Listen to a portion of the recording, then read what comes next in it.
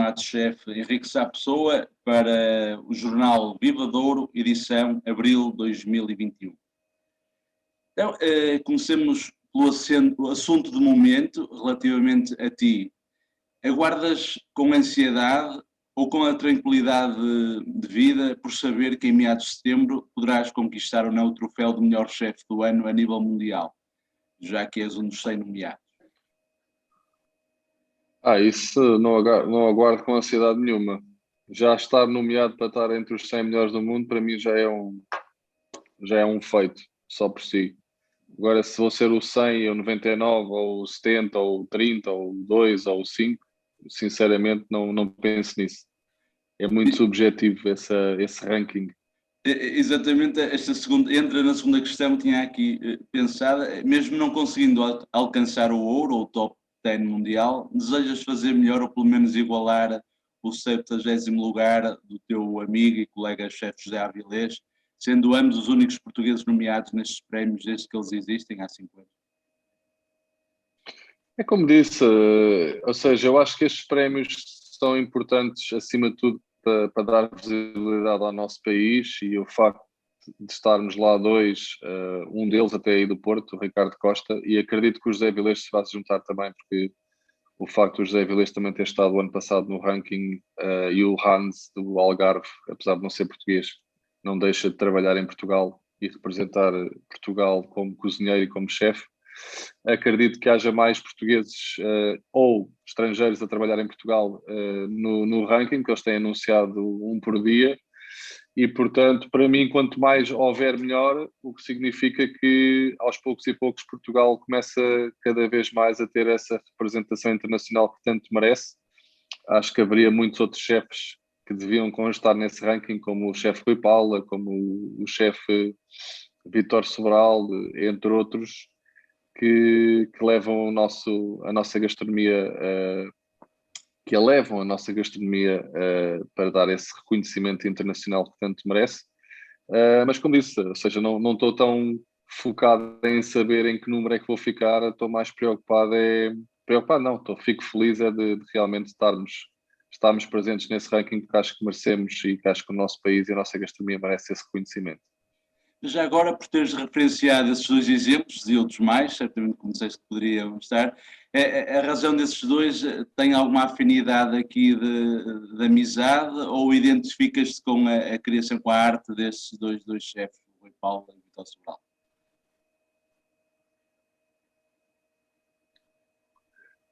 Os dois, as duas coisas, ou seja, o chefe Rui Paula e o chefe Vítor Sobral são dois chefes bem próximos de mim, do meu círculo de amizade, e também, obviamente, pelo trabalho feito e pelo reconhecimento que também têm como chefes no nosso país. Mas claro que, pronto, acho que em Portugal temos, não digo, já nem falo de uma mão cheia de chefes, mas de dezenas de chefes cujo trabalho é um trabalho que tem consistência. Temos o Diogo na Casa de Lemos, temos o Ricardo Costa, temos o Pedro Lemos, temos o Hans no Algarve, o Cochina, o José Avilés, o Vincent Fares, sei lá, inúmeros chefes que podemos estar aqui a numerar, o Kiko, o chefe Kiko também. A lista podia estar aqui a tarde toda a falar em nomes, porque realmente já são muitos, e o mais importante é que essa classe também, o João Rodrigues, do Feitoria, o Alexandre Silva, acho que mais importante do que dos nomes e da afinidade que temos é realmente sentirmos que somos um conjunto de profissionais que representa a gastronomia portuguesa. Nos últimos anos, até mesmo no Guia Michelin, temos sido cada vez mais reconhecidos também. Claro que o ano passado foi um ano muito complicado, mas não foi só para nós, foi para toda a gente. Mas acredito que realmente a nossa gastronomia estava a passar um momento muito positivo. Agora embatemos aqui nós e todo mundo num grande iceberg que esperemos que consigamos voltar Iremos falar sobre isso mais adiante. E retomar. Muito bem. Eu já é curioso ouvir-te falar tanto dos chefes que se podia elencar, isso leva-nos a crer que até esta relação dos chefes, da cozinha em Portugal, é um dos setores onde há muita solidariedade. Não se nota, não sei se concordas, há aqui de facto esses laços de amizade, é tudo de facto pacífico e dão-se todos bem e não se sente aquela rivalidade como áreas como no futebol ou empresas, não é? Que há muita disputa, muita concorrência interna. Na cozinha portuguesa nacional não acontece isso? Ou seja, há o que se chama rivalidade, ou seja, pode haver, obviamente, não lhe chamo rivalidade, lhe chamo de concorrência, não é? Quer dizer, claro que entre os chefes há concorrência e isso é normal em qualquer área, mas daí a estar a denegrir ou a estar a falar mal de um colega para me destacar a mim próprio, acho que isso nunca, para mim, isso nunca teve, nunca teve grandes resultados, principalmente quando estamos a falar de um conjunto. É como, por exemplo, nós podemos ter o Cristiano Ronaldo, mas o Cristiano Ronaldo, sem os outros jogadores lá, também não vai ganhar campeonatos do mundo nem ganhar campeonatos da Europa, não é?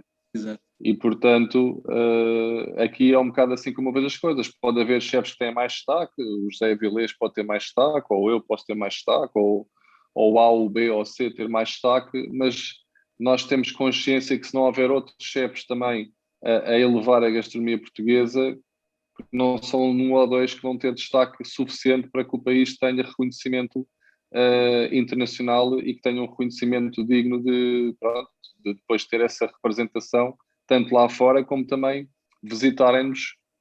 Não vêm a Portugal só para ver o José Avilés ou o Henrique Sá Pessoa, tem que haver mais. Tem que haver mais conteúdo para além disso e, portanto, eu acho que essa rivalidade existe, mas temos consciência e temos que valorizar o trabalho dos nossos colegas. Eu tenho muito gosto e fico muito feliz quando vou ao restaurante de um colega, como bem, sou bem tratado, sou bem recebido e consigo reconhecer que o trabalho deles é muito importante para o nosso país. Muito bem. Lançaste no mês passado mais um livro, O Contradição, fazendo jus ao programa atual que tens na TV. Em que é que este novo livro e o teu programa diferem de todos os outros que já realizaste? Então, este programa tinha um objetivo muito específico, que era relembrar, numa ótica doméstica, que a cozinha tradicional portuguesa é muito importante e que, ao mesmo tempo, podemos brincar com ela.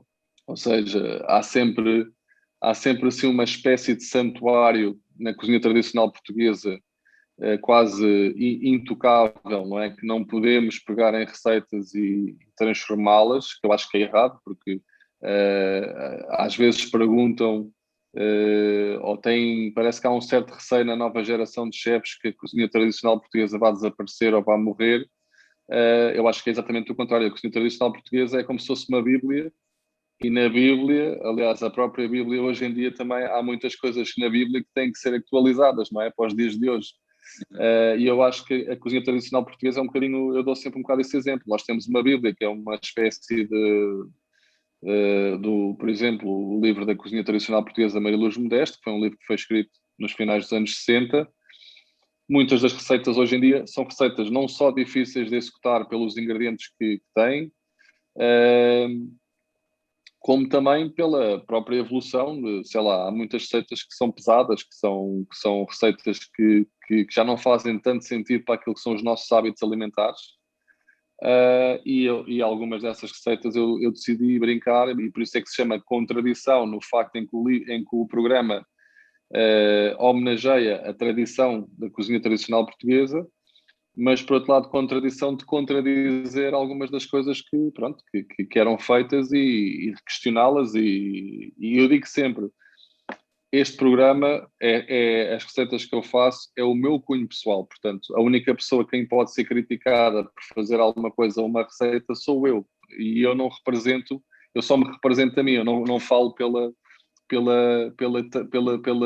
por toda a cozinha portuguesa, portanto eu aguento bem isso ao fim de 15 anos de televisão, eu posso aguentar bem algumas críticas que possam ser feitas a algumas receitas que são reinterpretadas por mim, Apesar de que também, vamos ser sinceros, 99% das pessoas que veem o programa são pessoas que adoram as receitas e a reinterpretação. Há de haver sempre uma ou outra pessoa que não vai, pronto, não vai concordar. Eu lembro, por exemplo, há uns tempos eu recebi uma carta e um e-mail da confraria da chanfana, porque, pronto, a dizerem que a chanfana nunca poderia ser feita com borrego.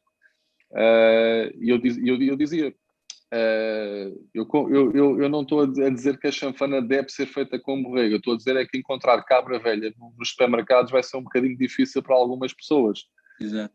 Encontrar certos produtos que são muito regionais e que são muito típicos de uma certa zona, em algumas áreas é difícil de encontrar. Por exemplo, nas grandes cidades, muitas vezes, por estarmos longe dessas zonas mais específicas, torna-se difícil para algumas pessoas encontrarem. Então eu dou uma alternativa. Se concordam ou não concordam com a alternativa, isso já é relativo. Mas é o que eu digo, se você faz a certa receita assim assada há 50 anos, continua a fazer como faz. Ninguém está a criticar que deve fazer à minha maneira. Eu faço à minha maneira. E se ficar bom, ótimo. Às vezes aí, por exemplo, os Se mais quiser velhos, fazer, alguma como sempre resistência à mudança da parte das pessoas mais velhas, há uma resistência ao inovar, ao reinventar, às vezes alguma, como foi este caso. Muita resistência, sim, muita resistência. E algumas pessoas, pronto, eu já tive uma ou outra pessoa que disseram, por exemplo, você não pode chamar o nome da receita, por exemplo, se eu faço um bacalhau à Brás, que não é exatamente como o bacalhau à Brás tradicional, que eu não devia chamar bacalhau à Brás.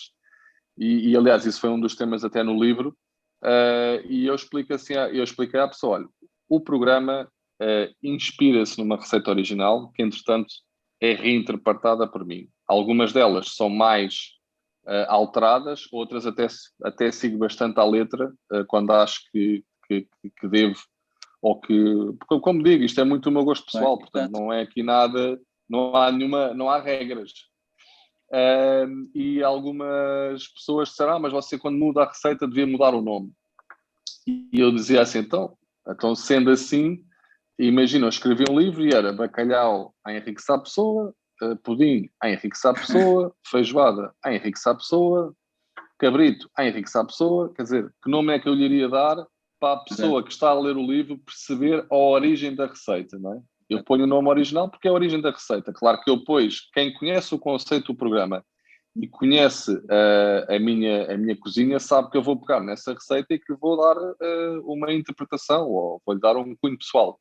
Mas a origem da receita continua a ser a mesma, não é? Portanto, para a pessoa poder entender o meu ponto de partida, eu tenho que dar o nome da receita original para depois perceber o que é que eu fiz da receita original e transformei na receita que eu fiz. Mas eu nunca vou dizer que, não, o cabrito é assim que se faz. Não, vocês podem fazer o cabrito de mil maneiras. Aliás, até mesmo nas receitas ditas originais, nós vemos muitas alterações. Um que põe alecrim, o outro que põe tomilho, um que põe o alho, o outro que põe paprika. Portanto, não vai deixar de se chamar cabrito assado na mesma. Ou cabrito Por isso, eu até também dei o exemplo da música, não é? Do cinema. Você, por exemplo, vê um filme, você vê o Pátio das Cantigas, o filme original, e vê o Pátio das Cantigas, que foi feito agora há uns anos atrás pelo Daniel Vieira. O nome do filme continua a ser o Pátio das Cantigas, não é? Mas se você vê o original e vê a versão moderna, nada tem a ver uma com a outra, não é? Exato. São coisas totalmente diferentes. Portanto, quem vê o primeiro filme e vê o segundo não vai ter a mesma experiência. E que é a mesma coisa. Quem vai comer o cabrito à moda de Braga, feito pelo Henrique Sá Pessoa ou feito pelo livro da Maria de Lourdes Modesto, vão ser duas experiências diferentes. Mas acho que isso é que tem a sua piada, na minha. Exato. Neste caso concreto do que estamos a falar e recente, houve o eco mediático de teres recebido algumas acusações de que estarias, e penso que foi assim a expressão, a destruir a cozinha portuguesa. Como é que lidas realmente com estas acusações? Assim, sim, olha, isso por acaso foi engraçado, porque isso foi uma entrevista que eu dei, talvez por eu ter alguma empatia com o jornalista, porque já o conheço de há alguns anos, fiquei mais à vontade para lhe contar essa história, que houve uma pessoa que me tinha acusado disso, e estamos a falar de uma pessoa, e pronto, o jornal teve a triste ideia, e na altura eu até fiquei bastante incomodado e chateado com eles, de dar o título que estamos a falar que isso foi uma pessoa em 500. E pronto, foi infeliz o jornal ter escolhido esse título, mas pronto, os jornais, e aliás eu percebi logo, os jornais gostam sempre de escolher, e pronto, também percebes, e muitas vezes até o próprio jornalista vem pedir desculpa, a dizer, isso não fui eu, foi o editor, eu não tenho possibilidade de poder escolher os títulos, eles gostam sempre de coisas sonantes e tal. Eu disse, olha, infeliz, façam uma imagem totalmente, porque depois quando lês a entrevista, notas que na entrevista isso nem está nada presente. Exato. Aliás, o livro Contradição está no top de vendas da FNAC, da Bertrand, de todas as livrarias, e saiu há cerca de 3 semanas. O programa é um dos programas, se não o programa com mais audiência no 24 Kitchen. E mesmo eu tenho sentido um carinho enorme durante esta pandemia. As minhas redes sociais aumentaram muito, porque eu comecei, obviamente, a fazer mais coisas, também mais conteúdos nas redes sociais, e o programa também teve a passar durante este período. Coincidiu o programa ter estado a passar durante o período da pandemia, portanto, também tive mais audiências, porque as pessoas começaram também mais tempo em casa, viram mais televisão. E portanto, posso dizer que tenho muito mais carinho do que ódio relativamente a essa questão da reinvenção ou de mexer nas cozinhas, nas receitas tradicionais. Muito pelo contrário, aliás. Como digo, em 100, 99 adoram, e há um que não concorda ou que não gosta.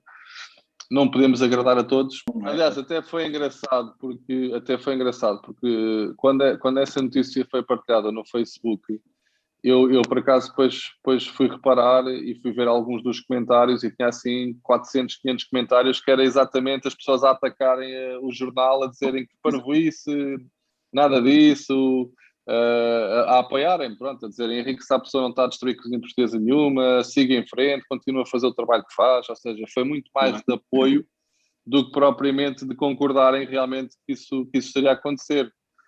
Portanto, eu nesse sentido, por acaso, estou perfeitamente à vontade, e aliás, eu quando fiz o programa e quando lançámos o conceito do programa, nós já sabíamos que ia haver esse lado mais tradicional e mais conservador, mas que, pronto, que faz parte. Nós sabíamos que não... Aliás, quando eu cozinho para mim, não para o meu ego, para mim, sempre no intuito de, obviamente, de agradar, e tenho consciência que também o trabalho que faço de inspiração na cozinha portuguesa tem uma lógica e tem um sentido, não é só fazer loucuras e lançar pratos cá para fora que não fazem sentido nenhum. Portanto, gosto sempre mais de ser criticado por alguém que come primeiro a minha cozinha e depois critica, do que propriamente que vê uma receita e sem aprovar já está a falar mal. Muito bem. Há quase uma década lançaste o ingrediente secreto, e 2 questões alusivas. Olhando para trás, mudarias ou corrigirias alguma destas receitas, deste livro, com o que sabes hoje? E, correntemente, qual considerarias o teu ingrediente perfeito, até mais que o secreto? Então, o ingrediente secreto foi o programa que tive mais tempo no ar, provavelmente, e foi um programa que ainda hoje tem um grande impacto, principalmente através do YouTube, e muito, curiosamente, muito no mercado brasileiro.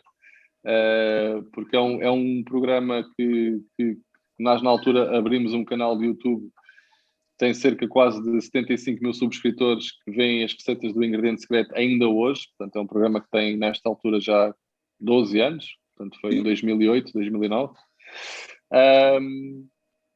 Eu não mudaria nada, porque o ingrediente secreto era um programa que tinha um conceito muito... que ainda hoje é atual. Portanto, era a pegar num ingrediente, fazer 4 receitas com esse ingrediente, dando destaque a esse ingrediente. Mesmo se tu olhares para a própria imagem do programa, e hoje em dia, em termos daquilo que as receitas, eu continuo a achar que continuam a ser receitas que são perfeitamente práticas e fáceis e perfeitamente replicáveis de fazer em casa. Uma das coisas que na altura eu por acaso achava piada, uma vez vi um ranking na internet dos livros dos chefes de cozinha, e davam uma percentagem de taxa de sucesso das receitas que estavam no livro sendo feitas em casa. E eu estava no ranking mais alto.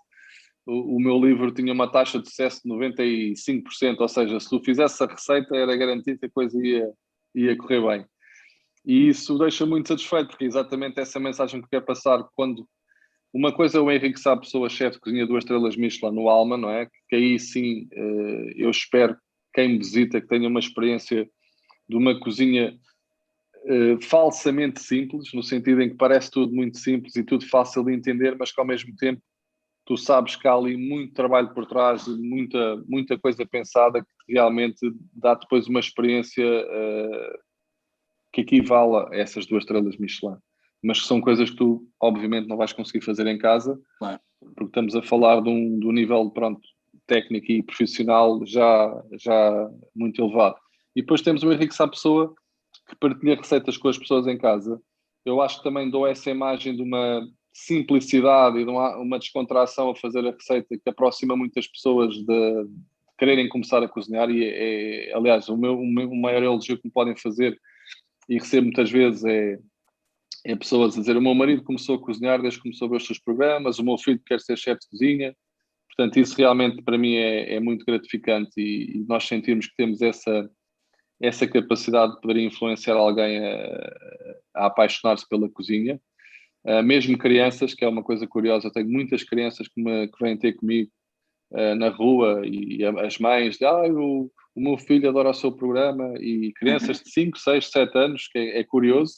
sim. Portanto, eu devo ter assim um lado que realmente aproxima muito e que torna as coisas bastante simples. E pronto, isso. E o Ingrediente Secreto foi sem dúvida um programa que me deu essa entrada assim mais. Já tinha tido Entre Pratos antes do Ingrediente Secreto, mas o Ingrediente Secreto foi aquele talvez que mais tempo teve no ar, durante bastante tempo. Foram quase 7 ou 8 anos, acho eu. E não mudarias nada? Não mudarias nada nesses, agora, na maneira? Ou seja, olhando para trás, dadas as circunstâncias e dado, obviamente que hoje em dia, o que é que eu poderia mudar? Hoje em dia temos as redes sociais, ou seja, a capacidade de comunicar hoje em dia seria muito maior do que há 7 ou 8 anos atrás. Portanto, poderia se calhar ter expandido mais o programa para redes sociais, e na altura o programa passava na RTP2, que era um canal, pronto, obviamente com muito menos visibilidade. Mas em termos do programa em si, não vejo assim grandes críticas que eu, olhando para trás, aí tinha mudado isto ou aquilo ou aquilo outro. E aproveitando então a terminologia, em vez de escolheres o ingrediente secreto atual, não é? Qual é para ti aquele ingrediente perfeito, em que tu fazes questão de usar, mas para ti de facto é um ingrediente que é imprescindível e quase insubstituível na tua cozinha? Para mim, eu não diria um ingrediente, eu diria a palavra. Ou seja, para mim ter ingredientes frescos, a frescura do ingrediente, a sazonalidade do ingrediente, a sustentabilidade do ingrediente, para mim é chave para qualquer receita. E, portanto, eu não diria um ingrediente, mas eu diria essa faceta. Ou seja, nós sabermos que estamos a usar o que quer que seja no seu melhor, nós sabemos que isso é o que faz a grande diferença numa receita. E atenção,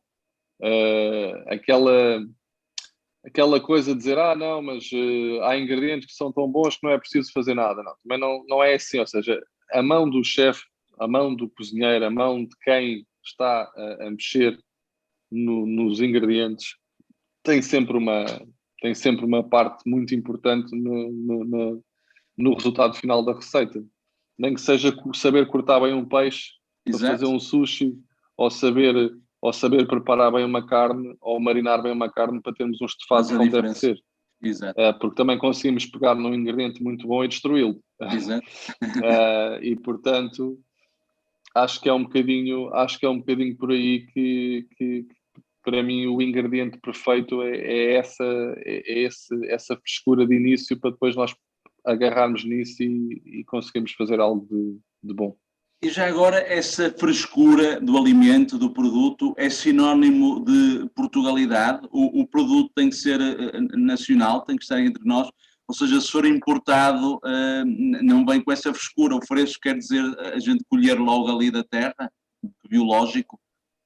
Nem sempre, nem sempre. Ou seja, claro que hoje em dia, e cada vez mais, não é? Faz sentido uma cozinha de proximidade, uma cozinha onde nós tentamos ir buscar o máximo possível ingredientes à nossa volta, principalmente se nós estivermos nesse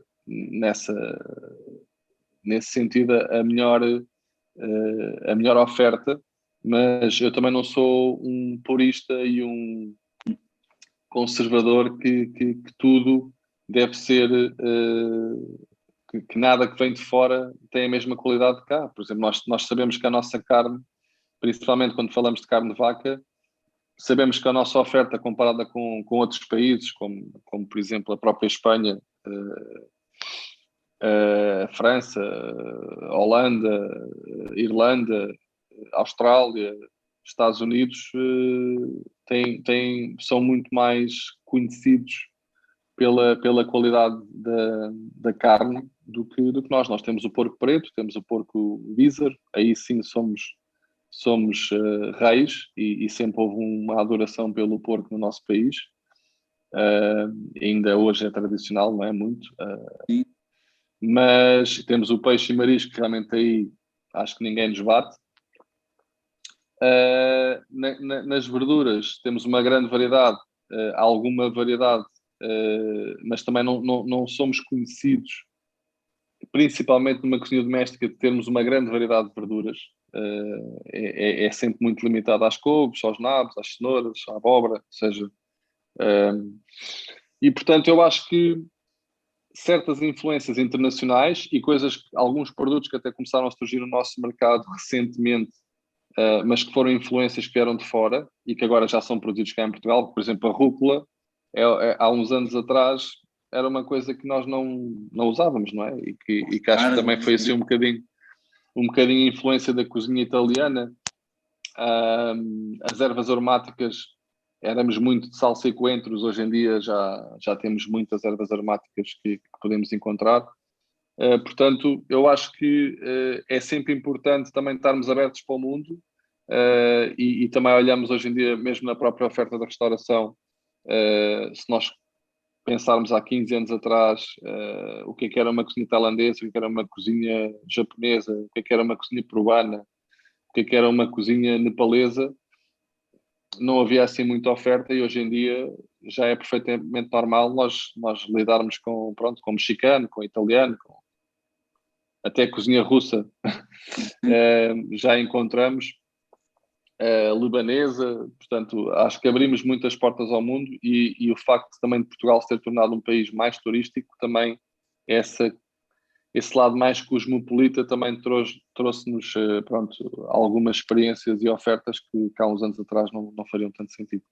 Muito bem. Alguma vez pensaste que seria possível, ou ainda te sentes um pouco nas nuvens, como estar a viver um sonho encantado, por em 3 anos, e após um ano de abertura do novo Alma, teres sido distinguido com 2 estrelas Michelin? É algo, se calhar, raro, inédito em tão pouco tempo, logo 2, sim, né, que é o melhor sim. que temos em Portugal, neste momento. Sim. Ou seja, confesso-te que às vezes ainda estou assim em estado de graça de pensar como é que nós conseguimos esse feito, mas também tenho consciência que as pessoas esquecem-se que o Alma do Chiado, que ganhou as 2 estrelas Michelin em 3 anos, teve um Alma em Santos que durante 5 anos tinha um conjunto de pessoas a trabalhar num sentido. Portanto, foram 2 restaurantes sem dúvida que são distintos, apesar do nome ser o mesmo. O primeiro Alma era um restaurante muito mais humilde, andávamos ali no limiar do fine dining, porque também não tínhamos realmente umas condições que nos permitissem também aspirar a muito mais do que aquilo que nós fazíamos. Foi como que um laboratório, foi como um laboratório gastronómico, não é? Foi uma preparação, só que foi uma preparação muito importante, porque quando no segundo Alma e quando nós nos juntámos à Plateform e ao Rui Sanches, realmente houve esse salto grande em termos das condições e da preparação para estarmos noutra liga. E, portanto, eu sabia que quando abrimos o segundo Alma, que com o trabalho que já tinha sido feito nos últimos 5 anos, com um acréscimo de equipa substancial, porque a equipa do primeiro Alma éramos 5 e no segundo Alma chegamos quase a ser 30. Portanto, estamos a falar de uma diferença muito grande. Eu sabia que, havendo todas essas condições, que realmente nós estaríamos numa condição de estar entre os melhores. E isso, assim, foi logo o reconhecimento com a primeira estrela Michelin, logo passado 10 meses de termos aberto, e depois o reconhecimento da segunda estrela Michelin, pronto, no ano seguinte, aliás, 2 anos depois, porque já estávamos, como disse, já tínhamos ali uma espinha dorsal muito, muito bem preparada. Tivemos a sorte também de ter apanhado um conjunto de jovens que se juntaram a nós, também muito determinados e com muita sede e com muita vontade também de pôr o trabalho no Alma num patamar acima, e portanto isso é fundamental. Ter um sócio como o Rui Sanches também por trás, a querer apoiar esse trabalho. Ter um Daniel Costa, que é o meu braço direito, comigo já há 18 anos, e ter toda uma equipa que está focada, e continuamos focados também a querer mais. Claro que tudo temos consciência que é um processo, e temos consciência também que 2 estrelas em 3 anos já é sem dúvida um feito, mas também temos consciência que queremos continuar a evoluir e a fazer o nosso caminho. E pegando nessa tua expressão do querer mais, que tenho aqui a próxima questão. Sendo tu um dos 7 chefes em Portugal e dos 4 portugueses com mais estrelas Michelin, isso faz-te apostar ainda mais, com mais alma na tua cozinha e no restaurante para conseguires isolar-te na tabela com uma 3ª estrela? E como é que pretendes fazê-lo?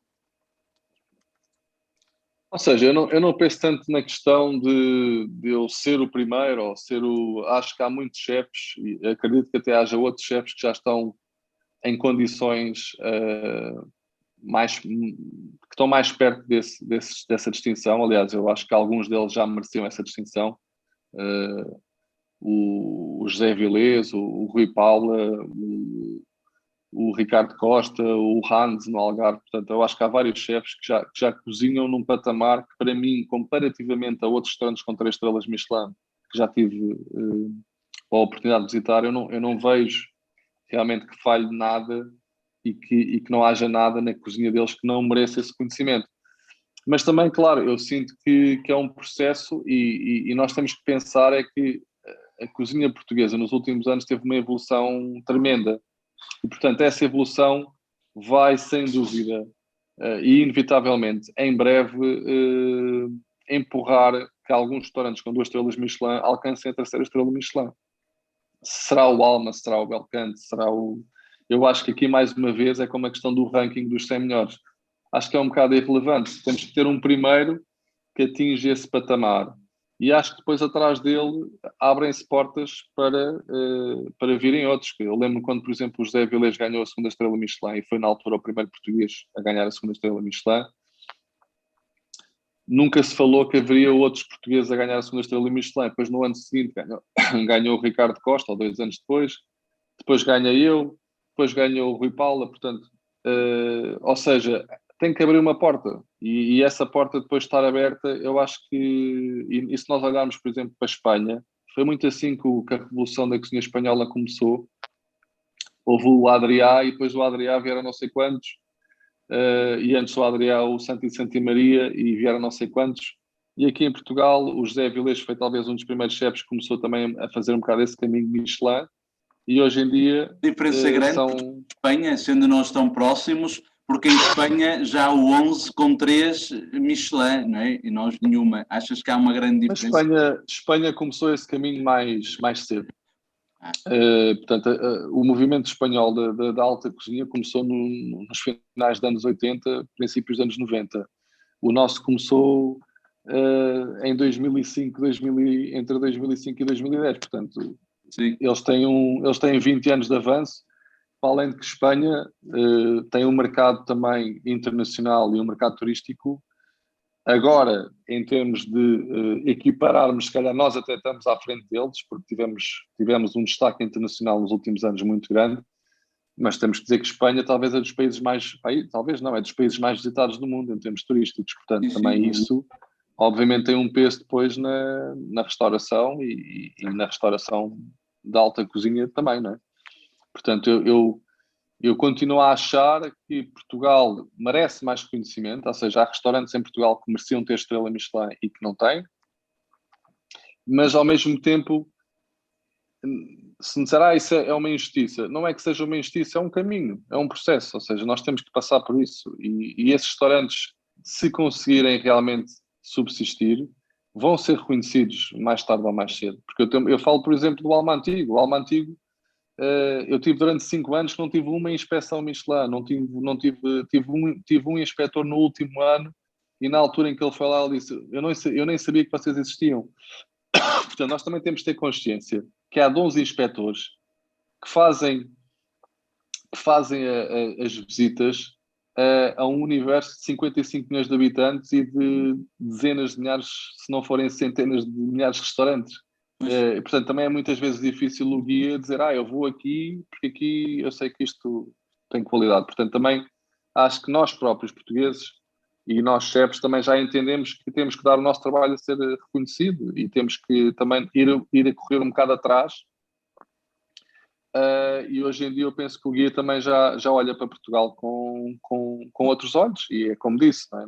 Nós fomos nos últimos 5 anos de 10 estrelas Michelin para 30. E portanto, se nós pensarmos nessa progressão e se continuarmos neste ritmo, nós mais 5 ou 6 anos, se continuarmos assim, em termos de percentuais, vamos estar mais ou menos ao mesmo nível que a Espanha. Portanto, se a Espanha tiver 200, nós temos 50. Pronto. Não estamos assim tão longe disso. Agora, acho que também o mais importante não é andar a correr atrás da estrela Michelin. É, acima de tudo, ter um negócio que seja sustentável, que tenha qualidade, que faça sentido no entorno onde está inserido. Porque, por exemplo, não faz sentido abrir um restaurante de luxo, quando digo luxo, um restaurante de luxo com cozinha japonesa no meio do Alentejo. Pois. Não, portanto, Achas e que temos ter que também... estrela Michelin ou mais uma poderá ser um meio de fidelizar os clientes que já tens e outros, ou afugentar alguns, porque isso depois será sinónimo, se calhar, dos preços subirem, não é? E isso poderá afugentar, dada a crise. O sinónimo dos preços subirem não tem a ver com as estrelas Michelin. Tanto eu quando ganhei a segunda estrela Michelin, toda a gente pensava que eu ia aumentar preços, eu não aumentei os preços. Tem a ver, sim, com tu elevares a fasquia da experiência que tu ofereces. E ao elevar-se a fasquia da experiência que tu ofereces, é inevitável que tu tenhas acréscimo de custos e que esses acréscimos de custos se venham a refletir nos preços do cliente. Ou seja, isto é como dizer assim, tu ganhas uma corrida de carros, não é? E com essa corrida de carros tu pensas assim, mas eu agora gostava de ir para a Fórmula 1. Estavas na Fórmula 1000 ou na Fórmula 2000 e agora queres ir para a Fórmula 1. Qual é que é a forma de tu ires para a Fórmula 1? É tu investires no carro que tens. Exato. Se tu investes no carro que tem, a pessoa que vai ver, que vai assistir a uma prova de Fórmula 3000 não paga o mesmo preço que uma pessoa que vai assistir a uma prova de Fórmula 1. Não é? Ou se tu vais ver um jogo da Champions, não é o mesmo que veres um jogo da Primeira Liga ou ires ver um jogo da Segunda ou da Terceira Divisão. Exatamente. Portanto, tu estás a pagar um preço para ires ver os melhores jogadores do mundo a jogarem dentro do campo. E na cozinha é um bocadinho assim. Quando tu vais a um restaurante e tu estás a pagar 150 euros por um menu, tu estás à espera que esse menu se reflita na experiência que tu vais ter, não é? Agora, claro, o que às vezes pode acontecer é tu chegares lá e dizer assim, mas isto não é nada daquilo que eu estava à espera. Eu prefiro muito mais ir a um restaurante tradicional e encher-me com uma boa feijoada, mas isso já tem a ver com o teu gosto pessoal, não tem a ver tanto com o facto de tu gostares ou não gostares, tem a ver, eu prefiro uma cozida portuguesa do que um menu de degustação num restaurante com 2 estrelas Michelin. Pronto, mas isso depois tem a ver com os gostos e com as... Isso é como a música e a arte, não é? Tu podes dizer, tu pagarias 50 milhões por um quadro de Picasso, mesmo que os tivesses. Se eu pagaria, se eu apreciasse realmente o quadro, ou se eu visse o quadro como um investimento, que daqui a uns anos posso vendê-lo por mais ainda, não é? Exato. E a maioria da arte que tem valor é muito vista mais como uma moeda de transação do que propriamente tu dizeres, eu quero ter um Picasso no quarto. Tu até podes ter um Picasso e tu nem achas piada nenhuma ao Picasso, mas Exato. sabes que o quadro vale 50 milhões e é isso que dá o tal estatuto. Eu acho que os restaurantes é um bocadinho assim. Eu acho que às vezes as pessoas vão a restaurantes com estrela de Michelin com uma ideia que vai ser uma coisa e que estão à espera que haja quase magia e continua a ser cozinha, não é? Muito bem. Consideras que há 12 anos tomaste a decisão correta ao deixares a cozinha de famosos hotéis, mesmo com as tuas experiências sublimadas em Londres e Sydney, para investires e abrires o teu próprio restaurante? Sem dúvida, se me perguntasse se eu pudesse voltar atrás, se mudaria alguma coisa, não mudaria nada, porque foi muito arriscado, porque eu saí de uma situação de muito conforto, um salário ótimo, principalmente para a minha idade e para a altura em que vivíamos. Mas terias na mesma esse passado, se eu pusesse a pergunta de outra forma, para ti esse passado nos hotéis foi importante para seres o que és hoje e conseguires, ou se estivesse a começar a cozinhar agora, começarias logo com um restaurante novo, não querendo a parte dos hotéis? Eu, pessoalmente, acho que os hotéis é muito importante para o trajeto de um cozinheiro. Dá-te uma estabilidade que num restaurante não tens, dá-te uma estrutura que num restaurante não consegues ter. Portanto, toda a estrutura do hotel, desde tu teres um refeitório, de teres todas as fardas lavadas, todas aquelas coisas que tu num restaurante é muito difícil que tenhas, a não ser que o restaurante também já tenha uma estrutura razoável. Eu acho que é importante e o próprio ritmo do hotel é muito mais lento do que o ritmo de um restaurante. E, portanto, eu para mim só vejo isso como benefícios, principalmente quando estás numa fase de início de carreira, onde também precisas de uma certa escola e de alguma tranquilidade na forma como te passam os ensinamentos mais básicos. Coisa que às vezes nos restaurantes, principalmente nos restaurantes com 1, 2 estrelas, é muita pressão e é muito a correr, e às vezes aquelas coisas mais básicas passam-te ao lado, e também acho que mergulhar logo numa situação de 18, 19, 20 anos, uma situação de alta pressão, também pode se tornar cansativo, e acontece muitos chefes jovens chegarem aos 25, 30 anos e estarem completamente exaustos da carreira da cozinha e quererem saltar fora. Já aconteceu muitas vezes. Inclusive alguns chefes, como por exemplo um dos que eu muito admiro, o Mark Pierre White, que quando ganhou a terceira estrela Michelin com 33 anos, aos 34 anos já queria se reformar, não queria mais, porque já tinha atingido o pico. E portanto eu acho que é bom também nós sabermos ter alguma calma, não querer. Eu, quando vejo chefes com 23, 24 anos que já querem ganhar a primeira estrela Michelin, eu penso sempre assim: é um presente meio envenenado, porque uma pessoa com 24 anos ganha uma estrela Michelin, já vai ter uma pressão logo aos 24 anos de manter a estrela Michelin, de querer elevar cada vez mais a fasquia, que se torna asfixiante, não é? E que Para a depois maturidade também tem um preço. social. E que tem um preço muito grande depois na questão das relações, da relação com a família, da relação, por exemplo, se quiser constituir uma família, é muito difícil, porque pronto, vive obcecado para o trabalho. E, portanto, eu acho que cada vez mais, e aliás, acho que a pandemia também nos trouxe um bocado essa calma, de nos fazer repensar um bocadinho: será que trabalhamos para viver, ou vivemos para trabalhar? E é importante nós termos um bocado essa consciência que, pronto, obviamente eu adoro cozinha, e para mim trabalhar eu faço com gosto, porque realmente encontrei uma vocação naquilo que eu gosto e que tenho paixão, mas também sinto cada vez mais, à medida que vou envelhecendo, que a cozinha não é tudo para mim. Ou seja, e que passar tempo com a minha filha, passar tempo com a minha namorada, passar tempo a viajar, a ir à praia, a ler um livro, a ver um filme, que também preciso muito disso para ter essa paz interior e para ter essa tranquilidade que depois, quando estou a trabalhar, também me motiva. Exatamente. Já passei por muitos anos em que trabalhava 15, 16, 17 horas por dia, e que também senti alguma solidão depois no resto da minha vida que me deixava deprimido. Muito bem, entrando na área geográfica deste jornal, já tiveste algumas experiências no Douro, entre as quais a de chefe convidado nas viagens do comboio The Presidential entre o Porto e o Douro Superior. Que memória é que te fica de cozinhar num espaço mais condicionado e em movimento? Foi atribulado? Foi uma experiência que eu gostei imenso, aliás, gostei tanto que repeti.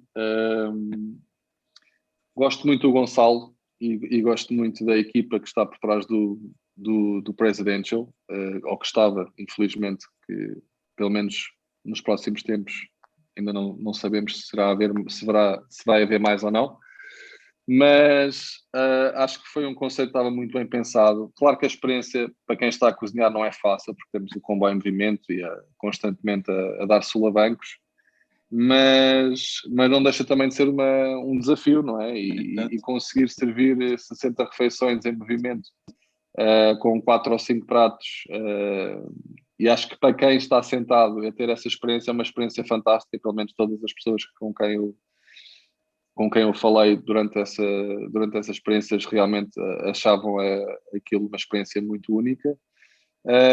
Ver enquanto cozinhas as paisagens, os socalcos, isso também te ajuda na própria cozinha a melhorar a tua inspiração ali na criação no momento? Sim, sim. Pronto, tudo bem que nós já íamos com o menu praticamente decidido, não é? E fazemos lá, é só mesmo a questão de executar, mas pronto, também temos esse desafio de perceber como é que nós vamos, com o comboio em movimento, coordenar 60 refeições ao mesmo tempo, e sabendo também que a expectativa e o nível de exigência também não pode baixar muito a guarda, porque as pessoas também estão lá para ter uma experiência. Exato. Para ti, como é que descreves o esplendor do Douro gastronómico, da tua eleição, seja da tua confecção ou não? Ou seja, quais os melhores pratos desta região que tu elegerias, então, desde uma entrada, uma sopa, 2 pratos principais, uma sobremesa e um vinho? O que é que destacas de melhor no Douro nestas? Sim, mais uma vez eu não iria destacar um prato, porque para mim o Douro é uma região mágica. Ou seja, quem nunca foi ao Douro não tem noção realmente do esplendor do Douro. Eu próprio não tinha. Ou seja, eu comecei a ir mais ao Douro, confesso que recentemente, ou seja, eu criei assim uma ligação com o Douro.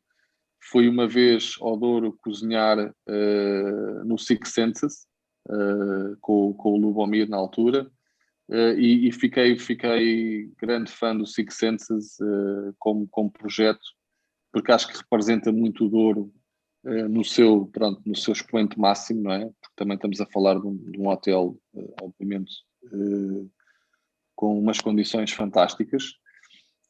Tenho ali um dos meus melhores amigos, que já aqui o disse, o Rui Paula, que tem ali o DOP, o DOC no Douro, que talvez seja dos restaurantes mais bonitos também que temos em Portugal por todo o entorno. À beira-rio mesmo. À beira-rio e com uma cozinha fantástica e já é um restaurante que é incontornável no Douro, não é? E talvez seja o restaurante mais famoso daquela região. E depois temos todo aquele cenário em termos de vinho e gastronomia, pronto, que é impossível não ficar apaixonado pelo Douro. Claro que é uma cozinha mais pesada, não é? Uma cozinha de subsistência, como se costuma dizer. Mas eu não destacaria assim, um prato, a sobremesa, porque é uma região muito, muito própria. Aliás, destacaria sem dúvida até mais o vinho do que propriamente a gastronomia, porque acho que os vinhos do Douro são vinhos realmente muito únicos. Aliás, a região do Douro foi uma das primeiras regiões vinícolas do mundo, não é? Portanto, também tem essa parte histórica que acho que muitas vezes nós próprios portugueses não temos noção da importância que o Douro tem em termos de vinho na história do vinho do mundo, não é? Independentemente eu acho que em anos mais recentes o vinho também teve uma grande evolução e uma grande transformação em termos qualitativos, porque eu acho que nós durante muitos anos fazíamos bom vinho, mas éramos mais conhecidos pelo um bom tinto e era assim uma coisa mais para consumo interno. E hoje em dia o reconhecimento dos nossos vinhos em termos internacionais, e já não se fala só de vinho tinto, fala-se de vinho tinto, vinho branco, fala-se de espumantes. Realmente tivemos uma evolução que está também ao nível da evolução que houve em termos gastronómicos, e aí sim acho que o Douro tem tido um reconhecimento em termos de vinho que outras regiões também, por exemplo o Alentejo já tinha esse reconhecimento se calhar com mais facilidade, e acho que o Douro teve um grande salto. E pronto, sem falar obviamente do vinho do Porto, que esse aí já é uma qual é o vinho douriense, assim, ou dos que tu gostas mais e que para ti não pode faltar até no Alma, não é? Gosto muito da Quinta do Valado. Quinta do Valado é uma quinta que eu tenho assim um grande... Conheci também fizemos uma vez um trabalho no Porto, em Singapura, com o vinho do Porto que levámos para lá, e pronto, conheci os vinhos da Quinta do Valado. Quinta do Valado e Carme, Newport, claro, incontornável, aí na zona do Douro. Mas sim, acho que esses três já são assim grandes. Pronto, tudo bem que estamos a falar de casas bastante conhecidas, mas essas três referências... Muito bem. Depois de mais um ano, a Carme, assim ficam as recomendações, as tuas sugestões. Olhando então agora ao presente, depois de mais de um ano desta atual pandemia e tendo sido a restauração um dos setores que mais sofreu, qual é o balanço real, olhando agora para tudo e com a noção concreta de presente e pronto, tendo-se aqui a esperança que em breve possa abrir, até com a retoma nesta nova fase de desconfinamento, que balanço realmente fazes, como é que será agora esta nova fase? Olha, eu tento sempre ser o mais positivo possível. Portanto, eu acho que houve coisas, obviamente, devastadoras neste último ano, e acredito que, infelizmente, haja uma grande parte da restauração que não vai conseguir aguentar, principalmente este segundo desconfinamento, porque acho que o primeiro já foi doloroso, este segundo foi assim uma espécie de machadada final, infelizmente, em muitas pessoas. A única diferença que eu vejo, por exemplo, deste ano para o ano passado é que nós, este ano, temos uma vacina à vista. O ano passado, nós entramos no verão, depois de desconfinarmos, com alguma confiança, e se calhar até um excesso de confiança, porque de repente quase que nos deparámos com uma normalidade falsa, não é? Porque o número de contágios estava controlado, de repente as pessoas acho que já se esqueciam um bocado da pandemia, porque usava-se as máscaras, mas ao mesmo tempo víamos as praias cheias, os hotéis cheios, os restaurantes cheios, portanto acho que houve assim um certo relaxamento que depois, em outubro, novembro, dezembro, começámos outra vez a sentir e que culminou com um segundo confinamento que acho que ninguém esperava. Portanto, e aí sim, como te disse, eu acho que aquelas empresas que estavam a conseguir recuperar, quando começámos com a história dos fins de semana em outubro, e depois, consequentemente, com o encerramento total em janeiro, acho que foi realmente foi inesperado para todos, e acho que até mesmo nós nunca esperávamos que houvesse um segundo confinamento. Que recomendações dás a quem não tem esta experiência como tu, mesmo já de uma questão de gestão de uma equipa, se tivesses de fazer uma lista de coisas concretas? Por exemplo, alguns tiveram para se adaptarmos à realidade, não é? E acreditando que não vamos nos livrar tão cedo da pandemia, temos de ser realistas, claro que sendo otimistas a gente quer, porque é o nosso desejo, que ela acabe quanto antes, mas a gente tem que pensar que pode não ser assim, mesmo com a vacina aí, não é? Mas que coisas concretas, por exemplo, muitos tiveram que se reinventar com o takeaway, que nunca tiveram, se calhar não será suficiente para subsistir, mas outras formas, além do takeaway, que tu achas que caminhos é que devem seguir? Ou seja, eu acho que uma das coisas muito importantes é realmente ter noção do investimento que está a ser feito face à capacidade desse empresário de fazer esse investimento. Ou seja, eu acho que, por exemplo, quando eu vejo pessoas a dizer eu quero abrir um restaurante, eu pergunto sempre assim, qual é que é o intuito do restaurante, que objetivo é que tem para o restaurante, quantas pessoas é que vai ter a trabalhar, para que mercado vai trabalhar? E isto são perguntas que de agora em diante, no meio disto tudo, vamos ter que colocar essa tal equação da pandemia, não é? Porque como já tivemos essa realidade, ou seja, eu acho que o futuro da restauração, a partir de agora, ou seja, qualquer projeto que aconteça a partir de agora, já vai ter que ter em consideração esses fatores, não é? Será que vou preparar logo de raiz um projeto que tenha uma vertente takeaway, no caso de eu ter que fechar, eu ter logo essa vertente preparada? Porque houve muitos restaurantes que tiveram que realmente fazer muitas adaptações para poder ter o takeaway. E mesmo assim, o takeaway, nós não temos mercado suficiente para ter muita oferta takeaway. Ou seja, houve uma grande evolução no takeaway, mas ao mesmo tempo, eu, Henrique Sá Pessoa, se eu montar uma estrutura de takeaway, agora, eu vou estar a competir com milhares de restaurantes. E o facto de eu querer oferecer a minha experiência pode ter, obviamente, um certo grau de exigência em termos de qualidade. Mesmo assim, para eu oferecer refeições a 10, 12 euros, eu vou ter que pensar muito naquilo que vou fazer, não é?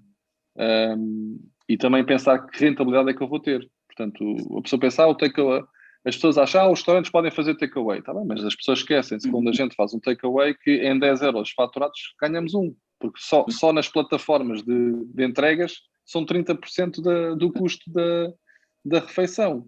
E as pessoas não têm essa noção. E as pessoas também pagam esse transporte. Portanto, há aqui um intermediário que está a fazer bastante dinheiro nesta oportunidade, não é? Porque é uma oportunidade, como em qualquer crise, há oportunidades que também surgem. E, portanto, eu acho que nessa perspectiva, o futuro também em termos das plataformas que servem para takeaway teria que ser muito repensado em que forma é que também o governo pode intervir nessas percentagens ou haver um regulador que diga que tem que haver alguma justiça, pronto, em termos de rentabilidade. E depois, é tu como disse, claro, nós andávamos numa fase louca de investimentos, era investimentos atrás de investimentos, e havia um excesso de confiança que qualquer coisa que se abrisse, abre-se, temos turistas, temos malta a vir para Portugal, abre-se mais e mais restaurantes, e aliás, um colega meu disse isso e com razão. Como é que nós podemos ter um negócio que, na ausência de faturação de 1 ou 2 meses, está prestes a fechar? Ou seja, o próprio formato do negócio em si não pode estar bem pensado. Quer dizer, nós não podemos abrir um negócio que se não tiver faturação, fecha passado um mês. E, portanto, o conselho que eu dou é que realmente, antes de abrir qualquer negócio de restauração, por mais inovador e por mais adaptado que esteja, as contas têm que ser muito bem feitas, porque tem de haver algum capital também. Não podemos abrir um negócio que se não tiver faturação durante 2 meses, que tem que despedir toda a gente e que tem que fechar. Ou seja, eu acredito que alguns negócios já vinham a deslizar há algum tempo, não é? E porque nós já estávamos a notar que o ano 2019 e 2020 já estava a ser mais conservador do que se calhar alguns anos anteriores. Portanto, nós já estávamos ali numa derrapagem e quando fomos obrigados a confinar e quando nos batemos com uma pandemia, pronto, aí foi embater numa parede a 120 km/h numa autoestrada. E portanto agora os que realmente se conseguirem levantar vão ter que pensar muito bem como é que vamos ter, pronto, como é que vamos olhar para os próximos anos, mas também acho que aí o governo vai ter um papel importante também em apoiar, porque nós sabemos que Portugal vive do turismo e ter turismo, ou querer voltar a ter turismo sem restauração e sem hotelaria, Mas com um ano disto, achas que o atual governo aprendeu alguma coisa? Como é que tu, de facto, avalias e melhorou em termos dos meios e recursos fulcrais para recuperarem os restaurantes e para salvarem até os que já, pronto, definharam e não permitirem que outros Ou seja, sucumbam? eu não vou criticar o governo nem vou elogiar, porque eu vejo críticas e vejo elogios, não é? Ou seja, eu acho que houve apoios que realmente sem esses apoios, como por exemplo o layoff, teria sido ainda mais catastrófico do que está a ser.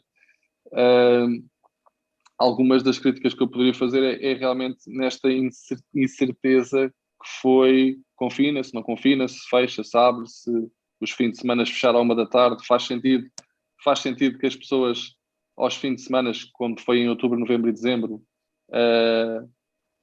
só possam ir às compras até à 1 da tarde. O que é que isso vai gerar? Vai gerar multidões, não vai gerar distanciamento social, não é? Porque se as pessoas só vão às compras ao fim de semana, que é quando costumam ir às compras, e têm um horário reduzido, o que é que isso vai fazer? Vai fazer com que, é como por exemplo agora a história das esplanadas, quer dizer, se as esplanadas ao sábado e ao domingo fecham à 1 da tarde, o que é que vai acontecer? Toda a gente vai cair numa esplanada entre as 10 e 1 da tarde.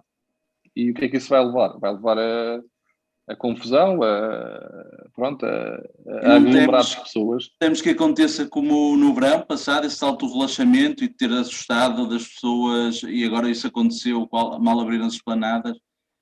Eu penso que infelizmente, e digo isto realmente de coração doído, e felizmente a mim, eu não tive nenhum familiar que eu tenha perdido devido ao Covid, mas infelizmente conheço muitas pessoas que perderam pessoas durante este período, principalmente entre outubro e março deste ano.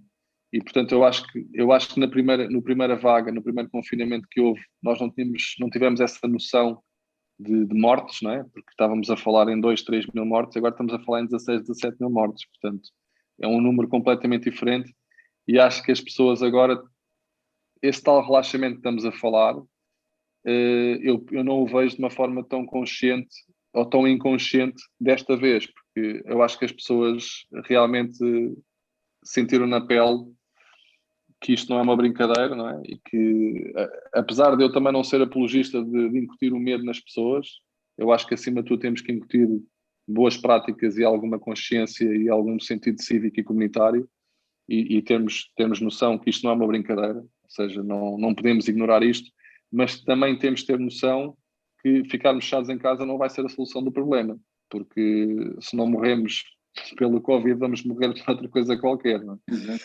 E, portanto, eu acho que aqui tem que haver esse equilíbrio muito grande, e acho que é o grande desafio do governo. Por isso é que eu digo, eu não posso criticar o governo quando, se eu lá estivesse, eu não sei, em certas e determinadas situações, como é que eu poderia agir, porque nós estamos a agir com algo que nós não conhecemos.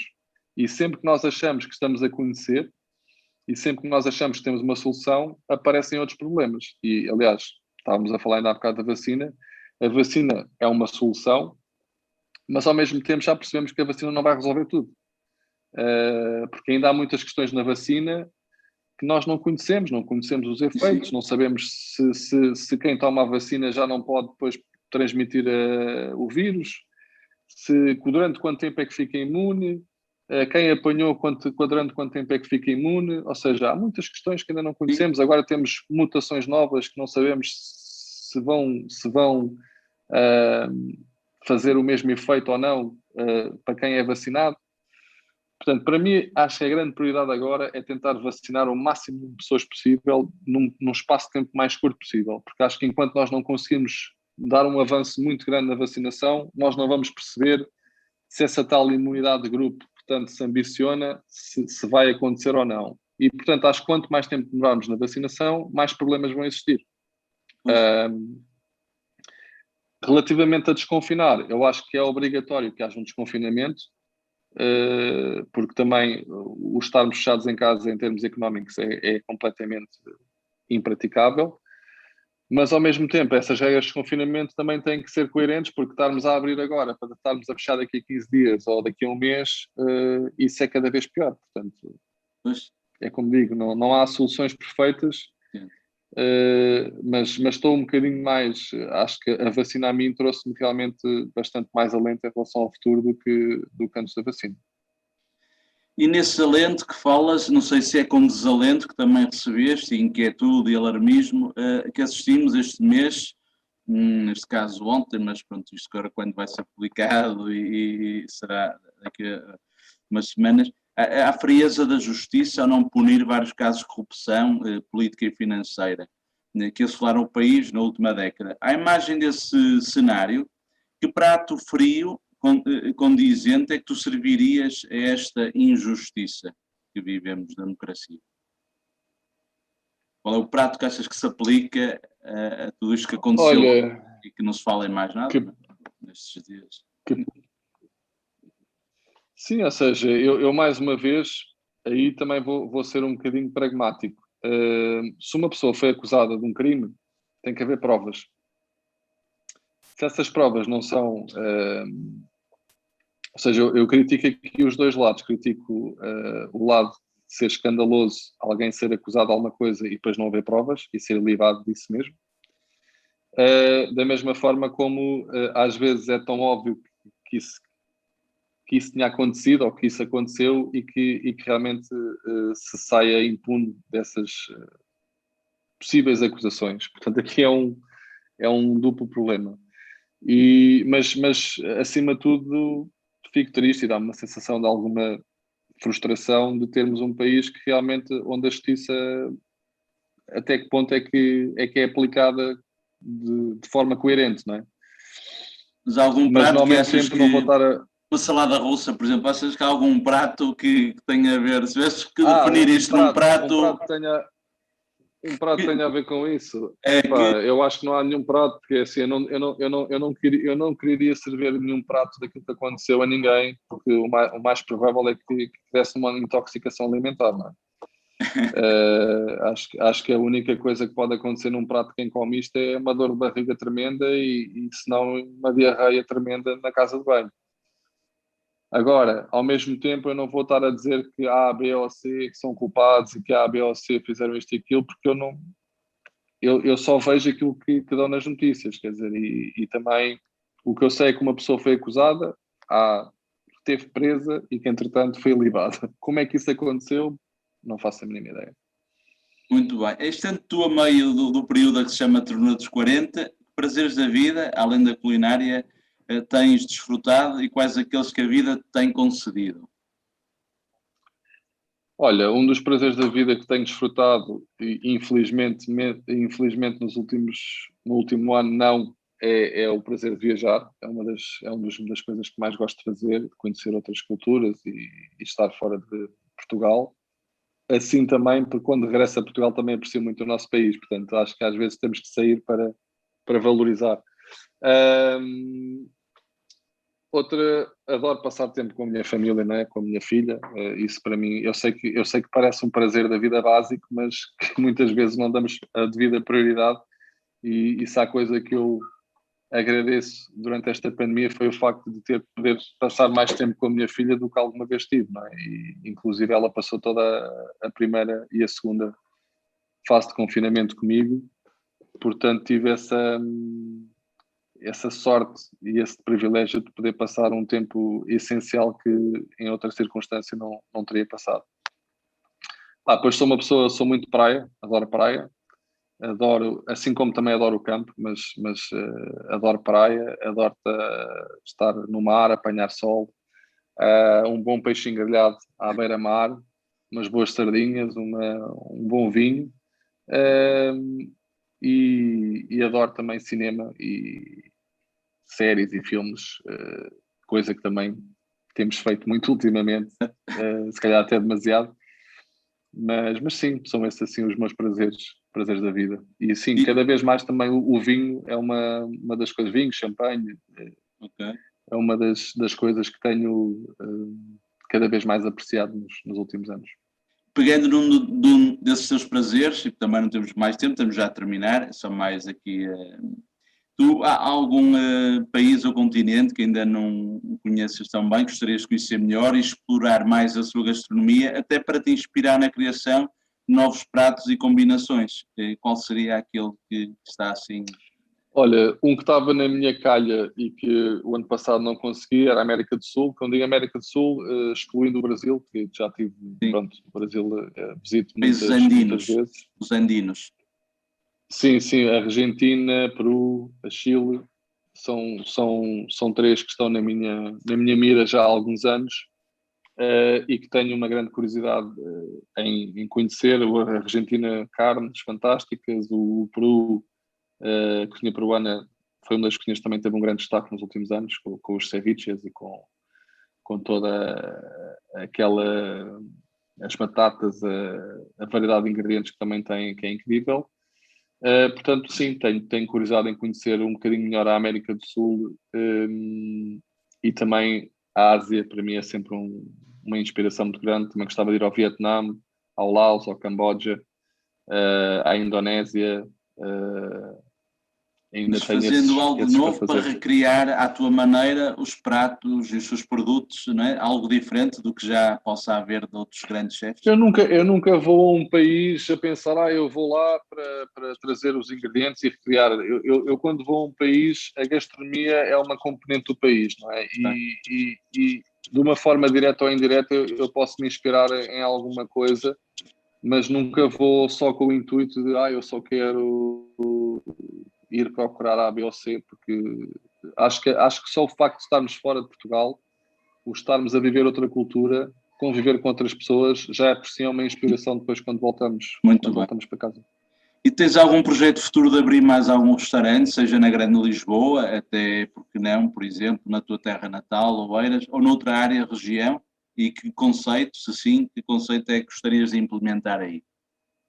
Em Portugal, não. Ou seja, tenho ambição e espero conseguir. Já tenho um restaurante em Macau e gostaria de ter mais projetos internacionais, porque acho que, como disse, um dos meus grandes objetivos é cada vez mais ser o embaixador da cozinha portuguesa fora de Portugal. Em Portugal, sinceramente, não sinto que, na situação em que estamos, e tendo eu já 5 restaurantes em Portugal, sinto que não há necessidade de expandir para mais restaurantes em Portugal. Acho que têm restaurantes suficientes. Lá fora, onde seria, Portanto, então? lá fora vai depender muito das oportunidades. Claro que, se pensamos na Europa, pensamos sempre em capitais: Londres, Paris, Amsterdão, Roma. Ou seja, isso obviamente, depende muito também da vontade e da curiosidade de ter um restaurante português nesses países. Médio Oriente, já temos os Zé Vilês no Dubai, Arábia Saudita, Líbano. A Líbano agora, obviamente, mais difícil, mas Médio Oriente, Qatar. Portanto, tens muitos países. O Qatar vai ter o Campeonato do Mundo agora, Sim. no próximo ano. Portanto, acho que é bom em qualquer grande destino, e haver sempre uma representação de cozinha portuguesa digna. E quando digo digna, pronto, também de podermos, para mim, ter um José Avilés com um restaurante premiado no Dubai, ou até mesmo, ainda recentemente, o meu restaurante em Macau foi premiado entre os 20 melhores restaurantes de Macau. Ótimo. Aí não sabia. Muito bem. É um grande reconhecimento. E acho que é importante nós termos estes pilares. Temos, por exemplo, o Nuno Mendes também, que fez um trabalho muito grande em Londres durante muitos anos, e obviamente que ainda continua a fazer. O Leandro Carreira. E não sentes Já que os temos sítios chefes. onde passaste poderá ser uma ajuda, tanto onde te formaste, nos Estados Unidos, ou Londres, ou Sydney, o facto de já te conhecerem, não será assim mais fácil criar lá um novo negócio? Sim, com certeza, e hoje em dia também é muito importante aliás, tu viajares constantemente a congressos, a dares a conhecer o teu trabalho, é fundamental para tu poderes também ter esse interesse em trabalhar contigo fora de Portugal. E, obviamente, se tu trabalhas só no mercado interno, é demasiado pequeno para depois poderes ter projetos fora.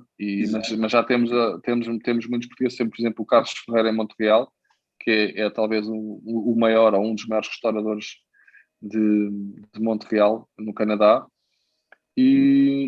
Portanto, eu fico sempre orgulhoso quando vejo portugueses. Temos o João Pires em Macau, que é um escansão, um Master Sommelier, um dos melhores do mundo. E é importante termos estas pessoas a representarem-nos, ou estes restaurantes a representarem-nos, porque isso são os nossos pontos de referência internacional, que depois também fazem com que a curiosidade de virem a Portugal seja maior. Muito bem, terminamos então com a questão da praxe, nestas grandes entrevistas, é pedindo-te a tua mensagem final e esperançosamente positiva, que toca ao coração e alma dos nossos ouvintes e leitores.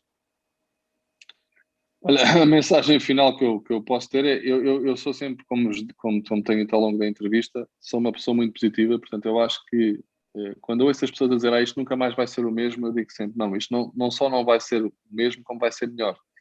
Nós temos é que aprender a lição e temos que aprender com aquilo que nós passamos, porque se nós olharmos para a nossa história, houve muitas pestes, houve muitas doenças, houve muitas coisas que aconteceram ao longo da humanidade que foram ultrapassadas e nós devemos ultrapassar esta. Agora, acho que isto também é importante aprendermos a lição, não é? E tirarmos alguma conclusão de tudo isto que se tem passado. Para mim, a maior mensagem é que realmente nós temos que dar valor à vida, acima de tudo. E temos que também pensar um bocadinho para além de nós próprios, temos que pensar em tudo aquilo que nos rodeia. E eu penso que a forma como nós estávamos a viver, eu sou cada vez mais sensível realmente à questão da sustentabilidade, da destruição do planeta, não é? Porque nós acho que não temos noção da rapidez com que o estilo de vida que nós estávamos a levar, estávamos realmente a um ritmo alucinante, e acho que isto aqui também, inconscientemente, foi um grande travão para nós percebermos que se continuássemos como estávamos a ir, se calhar não iria haver planeta por muito mais anos, e portanto também espero que haja aqui uma mensagem escondida no meio disto tudo, que as pessoas aprendam que alguns hábitos e algumas coisas que fazíamos, se calhar sim, vamos ter que repensar e vamos ter que fazê-los de outra forma. Agora, o abraçar, beijar, estar com a nossa família, estar sentados à mesa sem máscaras e com um sorriso na cara, e acho que isso vamos ter de volta, não tenho dúvidas nenhumas. Ótimo, assim seja. Grande Henrique, muito obrigado, bem-ajas, admiro. Obrigado. Por isso, para mim foi um prazer enorme ter esta entrevista contigo. Muito obrigado. Bom, felicidades para ti e para os teus. Grande abraço, fica bem. Obrigado, grande abraço. Tchau, tchau.